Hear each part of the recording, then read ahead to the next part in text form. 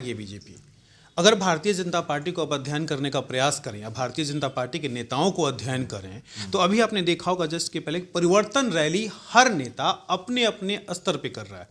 फिर कहाँ से भारतीय जनता पार्टी का संगठन मजबूत है और कहाँ से भारतीय जनता पार्टी के नेता जो हैं वो नजफगढ़ में विधानसभा के सपने देख रहे हैं। नहीं,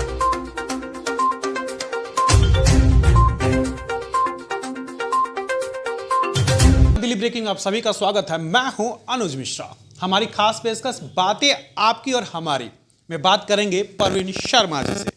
परवीन जी, बातें तो नजफगढ़ की खूब करते हैं हम लोग, लेकिन बात ये भी तो होनी चाहिए ना कि सुधार करेगा कौन और करेगा तो कैसे करेगा।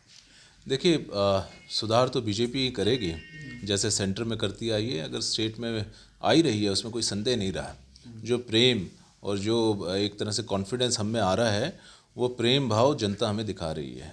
मैंने जो है जनसंपर्क अभियान चलाया, 2.5 महीने हम हर कोने पे नजफगढ़ के हर सभा पे, हर गांव में, हर कॉलोनी में गए और जो बुज़ुर्गों का आशीर्वाद मिल रहा था, जो माताओं बहनों का स्नेह मिल रहा था और जो साथियों की ताकत मिल रही थी, उससे मैं आपको स्पष्ट तरीके से कह रहा हूँ कि नजफगढ़ में एक बड़ा बदलाव आ रहा है और पूरी दिल्ली में बदलाव आ रहा है। वो दिख रहा है स्पष्ट रूप से, बीजेपी आ रही है।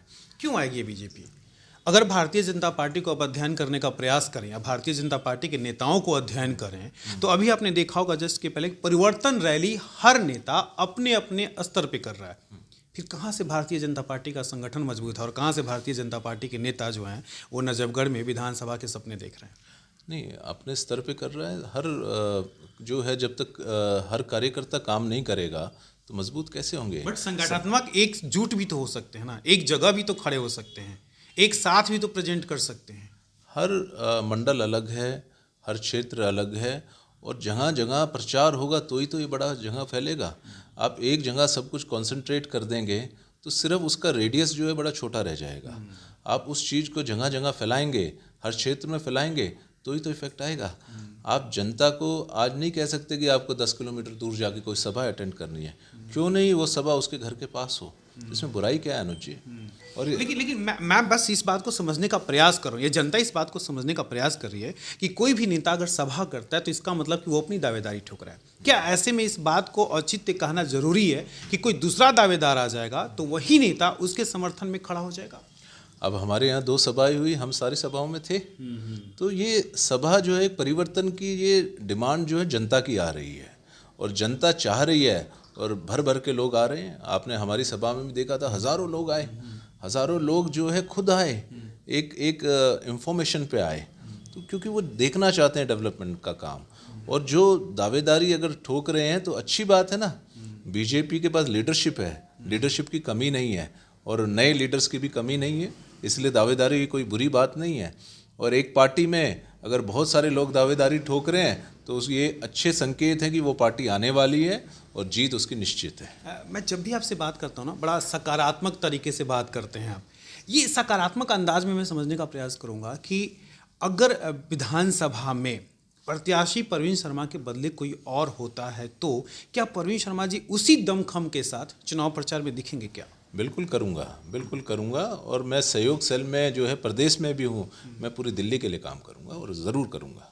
और अगर परवीन शर्मा जी खुद आ जाते हैं तो क्या ये उम्मीद करके बैठे हैं कि वही लोग जो शायद विधानसभा में दावेदारी कर रहे हैं वो उनके साथ खड़े होंगे? क्यों नहीं, क्यों नहीं। देखिए, मेरा मानना है कि राजनीति एक इन्वॉल्वमेंट और एंगेजमेंट, इन्हीं का एक दूसरा रूप है। और इन्वॉल्वमेंट होना चाहिए जनता का और उनका एम्पावरमेंट होना चाहिए। राजनीति भौतिकवाद का अड्डा नहीं होना चाहिए। हालांकि मैं नहीं कहता कि सबकी मैं गारंटी ले सकता हूँ, पर मेरा जो है मोटिव बड़ा क्लियर है। अनुज जी, मैं किसी भौतिकवाद की मंशा से राजनीति में नहीं आया हूँ। अगर आप मुझे निजी तौर पे देखेंगे तो भगवान की मौज है हर तरीके से और कोई बहुत ज़्यादा लालसाएं कभी जीवन में रखी भी नहीं है। एक सेवा भाव का जज्बा ज़रूर है और एक जो आत्मा की तृप्ति के लिए जो काम होता है, जो खुशी के लिए काम होता है, उसका आनंद जो आता है सामाजिक काम करके, उसका आनंद अगर आप अनुभव करेंगे तो सब सुखों से ऊपर है। जी, मैं अमूमन जब सामाजिक तौर पे हम चर्चा करते हैं ना, वो कहते हैं लोग कि जो शिक्षित व्यक्ति होता है वो राजनीति को कहता है कि यार ये सबसे दुर्भर क्षेत्र है, यहाँ से एक बच के रहना चाहिए। और अमूमन लोग यही बात की सलाह भी देते हैं। परवीन शर्मा किस तरह से देखते हैं राजनीति को? देखिए, मैं तो 20 साल से एजुकेशन में हूँ। मैं अपने आप को पॉलिटिशियन नहीं मानता, एजुकेशनिस्ट मानता हूँ। मैंने 4 पिलर्स पे काम करा। मैं जो है पिछले 8-9 साल से बीजेपी में, तो कह सकते हैं आप, मुझे साल भर हुआ है, 4 पिलर्स पे मैं काम कर रहा हूँ। जिसमें पहला पिलर है कि अपने जो है रूट से, जड़ों से, अपनी संस्कृति से अपने बच्चों को जोड़ना, संस्कारों से जोड़ना।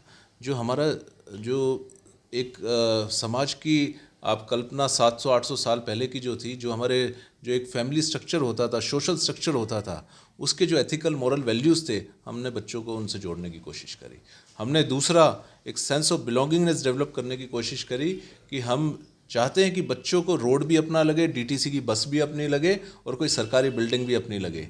जो एक sense of belongingness toward mother nation आ जाता है तो गौरवान्वित भावना बच्चों में पैदा होती है देश के प्रति।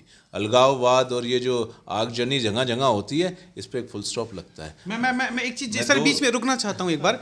मैं जानता हूँ सवाल नाजुक है, फिर भी पूछूंगा जरूर।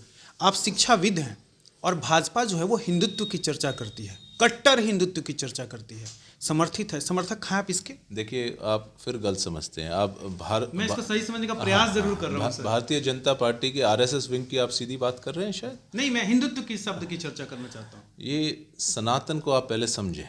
सनातन जो है वो एटर्नल है। सनातन कोई रिलीजन नहीं है, सनातन तो एक जीवन जीने का तरीका है।